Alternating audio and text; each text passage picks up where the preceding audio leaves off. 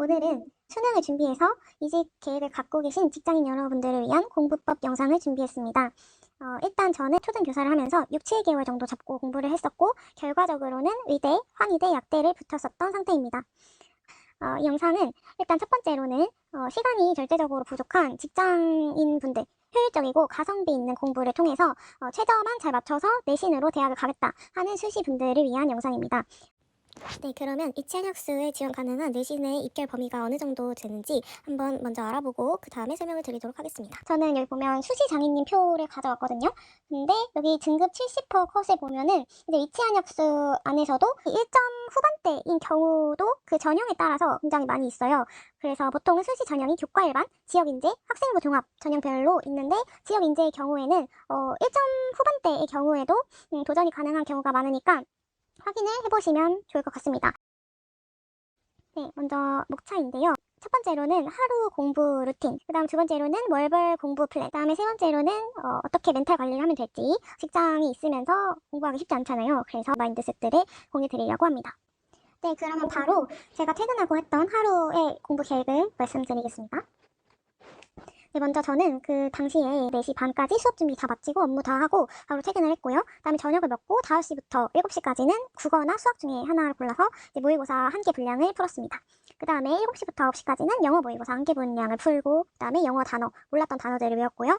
그 다음에 10시부터 12시까지는 탐구 공부를 했습니다. 탐구는 너무 오랫동안 안 해서 개념이 별로 남아있지 않았기 때문에 수특수한 모고를 다 풀었습니다.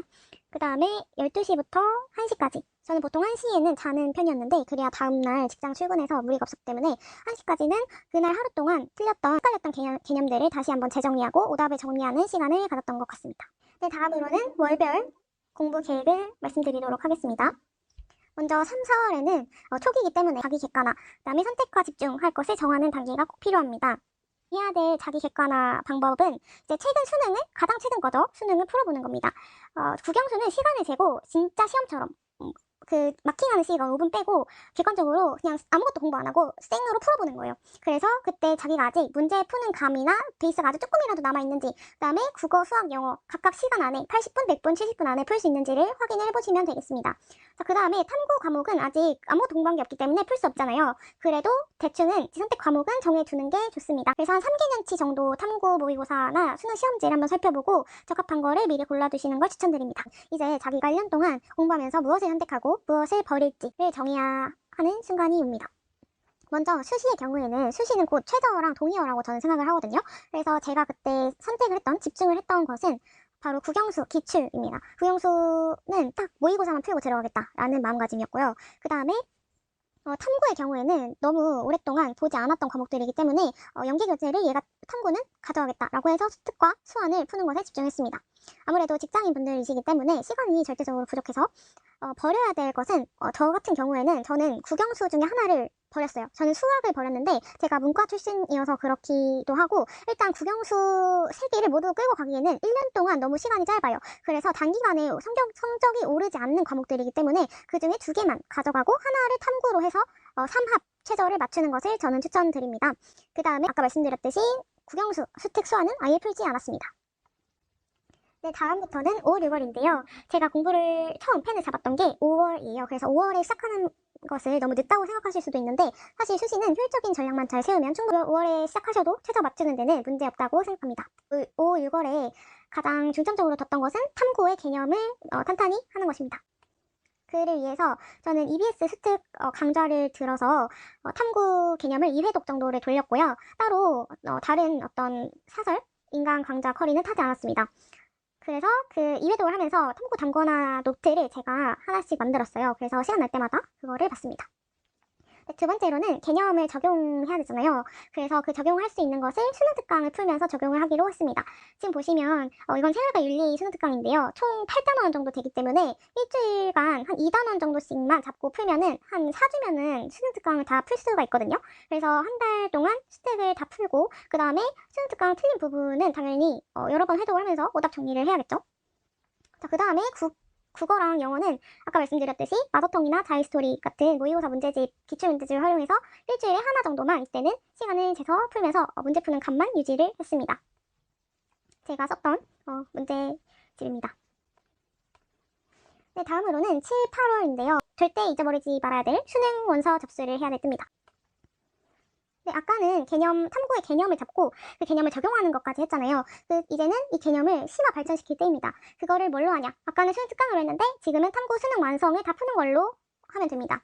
자, 그러면 이제 탐구의 경우에 수능 특강과 수능 완성을 다 풀게 되었잖아요. 그래서 그 오답 부분을 여러 번, 한 2, 3회 정도 합니다. 자, 예를 들어서 이게 아마 생활과 윤리 수능 완성 차례인데요. 총 15개 정도 단원이 있으니까 일주일에 3개 정도, 3단원 정도 잡고 풀면은 또 이것도 한 달 정도 만에 다 풀 수가 있어요. 네, 그 외에도 영어 공부법이랑 국어 공부법을 많이 물어봐 주셨는데 영어는 딱히 방도할 게 없고 시간 줄이는 데는 역시 수능 빈출 어휘들을 외우는 게 제일 좋아서 저는 수능 영어 단어집 그 마더텅 사면은 거기 안에 끼워져 있는 미니 단어집이 있거든요. 그 단어집에 있는 모든 단어들을 그냥 다 외우는 걸로 영어 공부를 대신했습니다. 또 국어의 경우에는 수특 수완 다 버리면 연계 작품 어떡하냐라고 하시는데 그거는 이제 블로그들 중에서 문학 연계 작품들을 요약 해설해 놓은 블로그들이 있어요. 그래서 그걸 이용해서 뭐 버스 같은 그런 대중교통 이용할 때나 잠시간에 한번 쓱쓱 넘겨만 보면서 이런 작품이 있구나 하고 해독하고 넘어갔습니다. 자, 이제 대망의 9월에서 11월인데요. 초등학교에서는 2학기 시작으로 많이 바쁘실 때지만 이제 9월 초 원서 접수, 대학교 원서 접수 잊지 않으셔야 되겠고요. 그 다음에 9월 모의고사, 수능 등의 빅 이벤트를 체크하셔야 됩니다. 네, 8월까지 탐구 영역 완성과 심화 발전을 마쳤다면 이제는 기계적으로 마치 문제 푸는 기계처럼 마더텅, 자릿소리, 또 모자라면 사설 모의고사까지 풀면 됩니다. 저의 경우에는 한지 생윤을 했어요. 그래가지고 그 중에 한지는 이기상 모의고사를 풀었고요. 인강은 듣지 않았는데 그냥 모의고사만 사설로 풀었어요. 그 다음에 생윤의 경우에는 현자의 돌이라는 모의고사를 추천드립니다. 요거가 제가 풀었던 문제집들이 되겠고요. 왜냐면 보통 사설이 그 실제 평가원 모의고사보다 어렵기 때문에 풀면서 많이 틀려가지고 멘탈은 나가는데 연습하기에는 좋은 것 같아요. 그래서 사설 인강 커리를 타진 않았지만 자, 그 다음에 두 번째로는 국어, 영어는 이제 아까 말씀드렸듯이 너무 많이 모의고사를 다 풀었기 때문에 더 이상 풀 게 없을 거예요. 그럴 때는 뭐 EBS나 여러 가지 회사에서 나온 봉투 모의고사를 푸는 것을 추천드립니다. 정 마지막에 풀 게 없을 때의 얘기이고요. 그 다음에 9월, 10월 모의고사의 경우에는 재수생들도 같이 보는 실전이니까 꼭 풀고 등급 체크를 해보시길 바랍니다. 네, 다음으로는 제가 했던 멘탈 관리법인데요. 먼저 1단계는 남들과 비교하고 막 스트레스 받지 않는 것이 좋은 것 같아요. 저는 뭐 막 시대인들처럼 좋은 재수 학원을 다닌 것도 아니고 엄청 많이 불안할 수도 있었지만 오히려 아무도 안 보고 혼자서 하니까 더 비교하지 않고 할 수 있었던 것 같아요.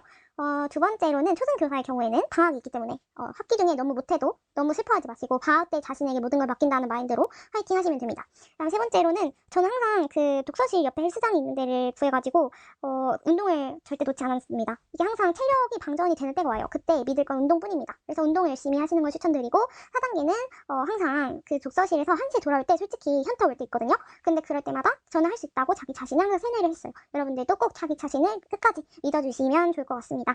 좋은 결과 있으시기를 바랍니다. 감사합니다.